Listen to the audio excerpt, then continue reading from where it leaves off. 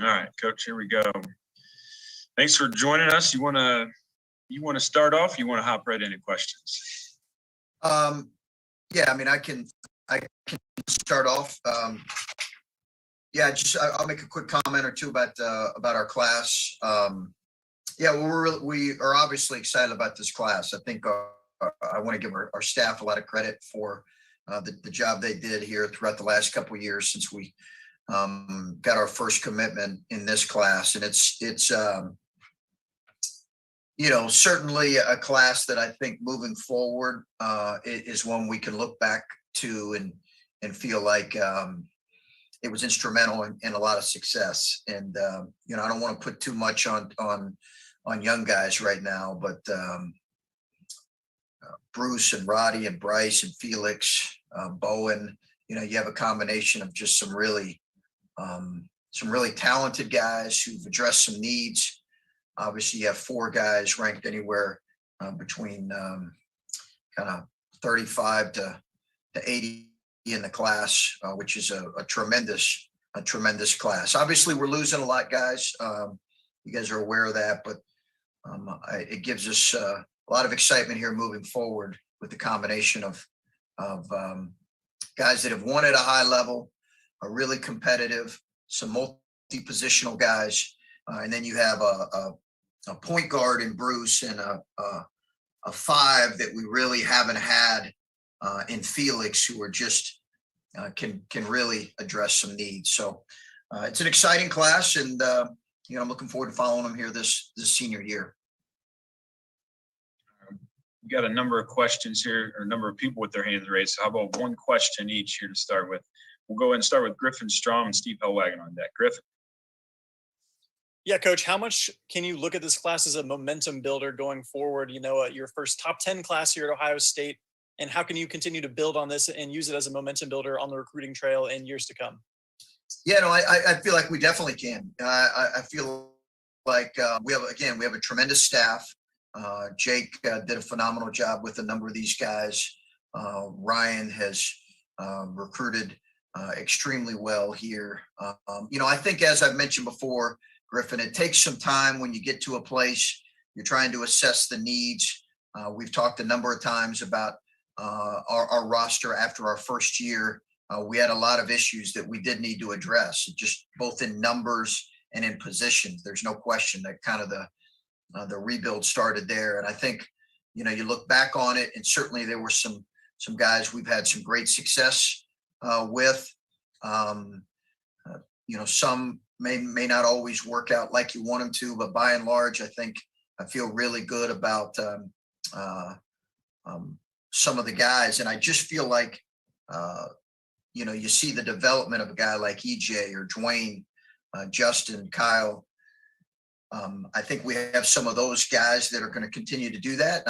Obviously, it's as talented of a class as we've had, and I think it can be a building block here moving forward. I think we can continue to have classes like this, maybe not always in numbers, but because you're not always going to bring in 5 freshmen, but there's no question that we can continue to have classes of this caliber.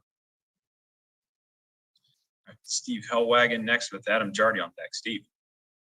Yeah, Coach. I got some recruiting stuff. Maybe if I get back in, I'll ask about that. But just as you looked at the Akron game and kind of going toward Niagara guard play, just what was holding your guys back, I guess? I don't know if they were passive, not taking shots, or what was going on there. But what did you address, and how do you want to see those guys, impact the game a little bit more going forward? Yeah, and I'll talk about Niagara here more in a minute. They're obviously a really good team. Played a 1-possession game to a very good Xavier team. Lost 63-60. I think as much as anything, Steve, some of it is going to be early season stuff we're going to have to work through. We have a new backcourt, and we've got some young guys, and clearly I think that we can do some things to maybe help them, put them in better positions. And I think, in their minds, they can probably do some things better as well. So I think it's a collective thing. I wouldn't put it on them at all. I think we've got to continue to help them. And I think I think they'll continue to find ways to be more aggressive. I'm confident of that. But we just, we need to play, and we listen. It's not going to look like a finished product right now. We're not going to, and our backcourt's not, and it's too much to expect for that to be the case. We just have to keep getting better. But we are very much a work in progress as a team, and very much a work in progress with our backcourt for sure. Next up, Adam Jardy with Stephen Means on deck. Adam. Hey, Chris, kind of building on that, but it seemed like you tried to get Justice going in the backcourt a little bit there. And I know he has a role that he's going to play for you guys, but as you, like you say, you're a work in progress, you got things you're figuring out. How much does he factor into that going forward? And if he was fully healthy, would that have alleviated some of what you guys were dealing with against Akron? Sure. I think the lack of consistent practice time has really, in workout time during the summer, has impacted him. I just think that's, he's not his normal self. And it's not like he's going to be his normal self tomorrow night either. I think he's got to inch forward and continue to get better. So I think that that's the reality of where he's at right now. You can't have kind of the overall absences he's had, and it's not his fault, but you can't have that and expect him to be as smooth as he was at the end of last season. So it's going to take some time with him. I think he can get there. It's not going to happen right away, just like our young guys and Jamari, I would include him in that. Our older guys that are new, they're not going to feel comfortable right away. But hopefully we can take strides and get better. We obviously need to, we need to, there's a lot of areas we need to get better in, and our offensive execution and ability to play better in those positions is important. Stephen Means, you're up. Colin Gay on deck. Stephen. It's just from a recruiting standpoint, obviously when you get a class this big, given the guys you're going to lose, did you feel like you guys needed to go get guys who would be ready to play right away in comparison to maybe some more development guys? Yeah, for sure. I do think that was important, and that was probably in their minds an attractive thing for them. Obviously we're going to have some good young players returning, but we also in reality need some guys that can come in and play right away as a freshman. There's no question with some of the needs we're going to have. And I think we have some guys here that are capable of that. Some are going to be more ready than others, but there's no question. I think that was an attractive thing for them when they were looking at us. And certainly for us, I think we addressed some needs with some guys that are going to play as a freshman. All right, next up, Colin Gay with Tim May on deck. Colin. Hey, Chris, kind of piggybacking off of that, I'm curious if with such a big class, this kind of changes the coaching staff's approach in terms of, lineup or roster construction, especially with the amount of success you guys have had in, say, the transfer portal, bringing in older guys, graduate seniors and things like that. I mean, do you see this kind of, making an impact with such a big freshman class here? No, I think you'll always, our philosophy hasn't changed on that, Colin. We would always like the bulk of our roster to be high school. But again, I'm not saying that in any way. I mean, the national champion team last year, I think 4 of their 5 starters, 6 of their top 8 were started at another school. So I think there are plenty of different ways to do it. But I do think there'll always be a blend for us. We'll still, look and assess our roster at the end of the year. I would anticipate us, obviously bringing in some, a transfer or two. We'll look at it here after the season. It's too early to say for sure what that's going to look like. But I think there were still some needs that we'll have to address with some experienced older guys for sure. All right, Tim May is up and Tim Hall is on deck. Tim. Hey, thanks, Gary. I was wondering, Coach, at this early point in the year, how do you and your staff maintain your patience in terms of the vision you have that the way you think this team could turn out, meaning playing wise, et cetera, and what you're seeing on the court? How tough is that to maintain that patience of bringing guys along? Yeah, it is a challenge, Tim. I think, I think you really want the immediate, and yet I think you have to constantly be reminded of the big picture, and be reminded of what we had some bumps along the way last year early in the season. We had some really close games. And I think we started to hit our stride. Certainly, we had a phenomenal January. I just think right now, given our team and given our backcourt and some of the inexperience that we have and youth we have, I think it's incumbent upon us to really bring some perspective, yet at the same time have a necessary level of accountability with what our standard and our expectation is. And that's constantly a challenge. Ryan and I have talked about that in the past. It's constantly a challenge for coaches and coaching staffs, because we want it to happen now. And in reality, we're not there yet. Hopefully we can still play well in spite of some of that, and have the necessary perspective. Timmy Hall up with Brendan Gulick on deck. Tim Hall. Hey, Chris, I was just wondering if you could speak to the backcourt that you're bringing in. I mean, Bruce looks like a guy that kind of spearheads the class. You've loved this guy for a long time. And I'm wondering if you maybe saw him and Roddy Gale playing together and had that sort of in mind when you recruited these guys. I think Roddy's really multi-positional, Tim. He can really play as many as 3 positions. I think that Bruce is your prototypical point guard, pass first point guard. So I think for us, and we identified obviously Bruce early, he became really, really important because of his pedigree, for his competitiveness, now how he's won. I think it's a little bit too early in our minds. We didn't necessarily say, hey, this guy and this backcourt, because I think we've got some young, talented guys now that have a chance to really be better in a year. Guys like Michi and Malachi and those kind of guys. But I do think those guys can certainly play together, Tim, and they certainly will play together in their time here for sure. All right, Brendan Gulick up with Patrick Murphy on deck. Brendan. Chris, congrats on signing such a big class. I know this is a big moment for the program. Felix in particular, I think, is a guy that's going to grab a lot of people's attention, in the fan base because of his size. And you think about some of the big guys in this league at Illinois and Michigan and Purdue and right on down the line. I think people are interested to know more what they're going to see in Felix. Yeah, did our fan base feel like we needed a big guy?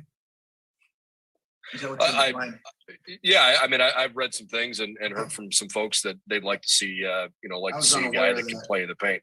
No, I appreciate it. I appreciate the question, Brendan. It is. He's different, Brendan, as we talked about. He's just different than the bigs we've had.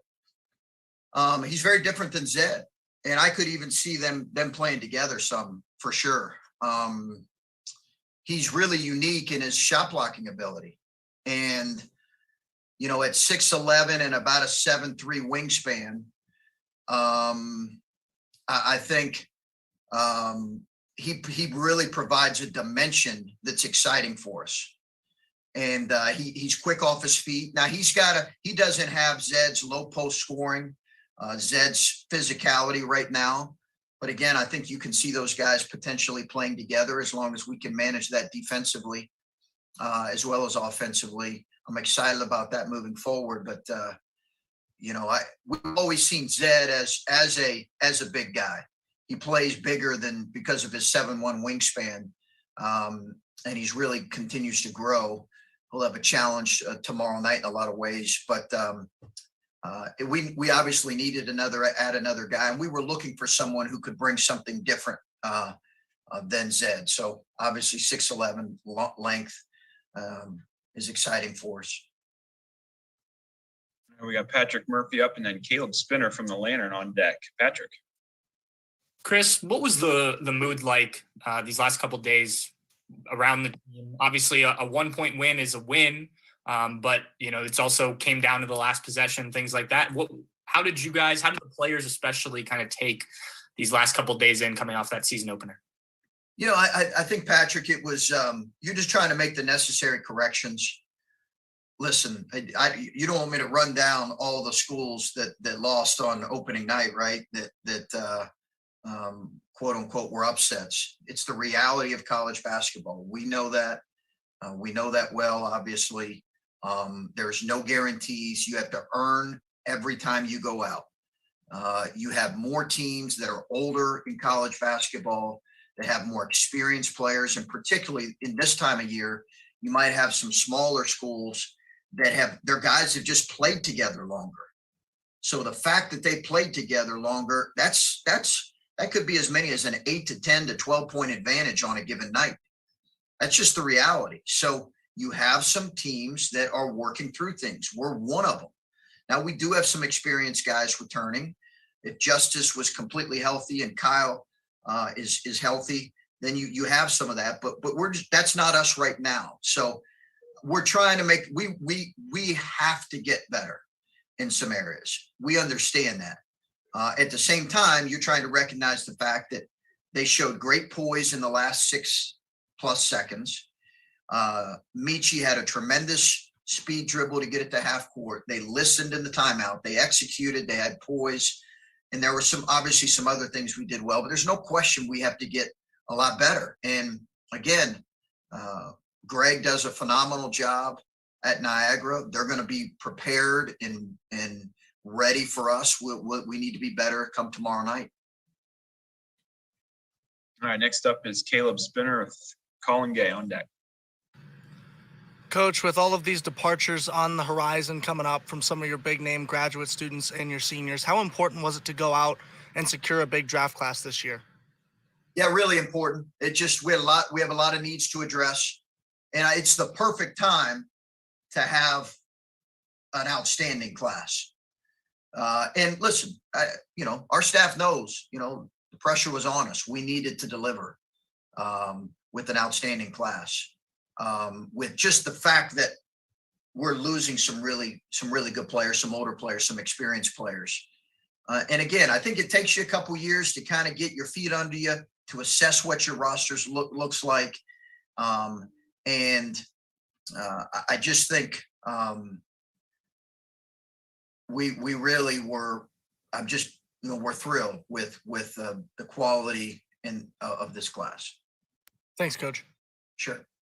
All right, and we'll go final follow-up from our last three here. Colin Gay, Adam Jardine, and we'll finish with Tim Hall. Colin. I'm curious. I mean, you mentioned guys that could have the opportunity of playing right away, and I'm curious what your conversations were like with Bruce coming in, especially with seemingly a guard position up for grabs, especially that point guard position with Jamari Wheeler out next year. I mean, is that a pressure that you feel like he can take on? Is that something that excites him? Is it something that motivates him for, maybe getting an opportunity to kind of shine as Ohio State's point guard from the get-go? Yeah, listen, I think Bruce understands that he's got an opportunity. He understands that's got to be earned. I'm not going to sit here and give you our opening day roster and starting lineup for next year. I think a lot has to happen between now and then. Guys will have to earn any minutes they get.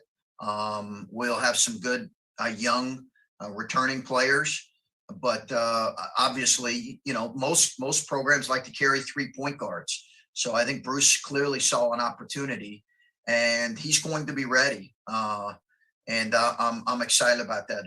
He's been extremely well coached. Comes from great success, but I'm sure that was an attractive opportunity for him. And as I mentioned, Jake did a tremendous job building a relationship with him. All right, last two, Adam and then Tim Hall. Adam. Chris, with what EJ gave you, you talked about challenging him, that he's going to be one of the best players in the country, and that's an expectation for him.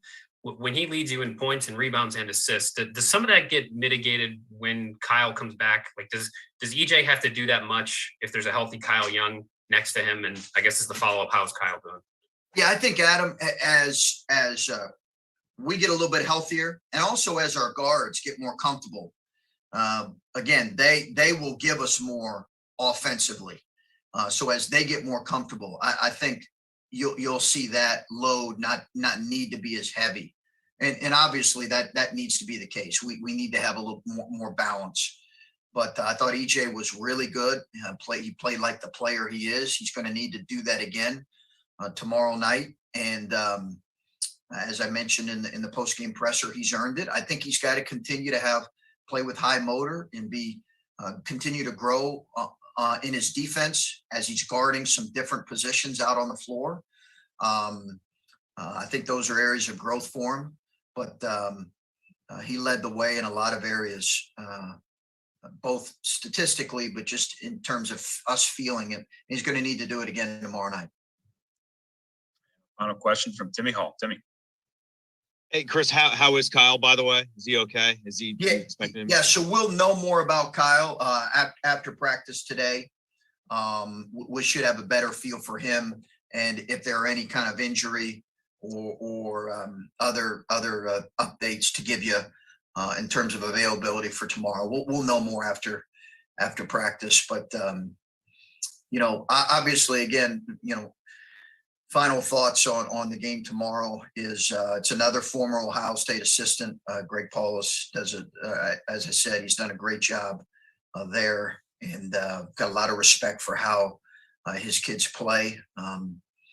They performed exceptionally well at Xavier the other night, and had a chance to win it at the buzzer. So it's obviously going to be another challenge for us, and one that we need to be ready to go for. So I think that's probably my final comments, unless there's anything else, Gary.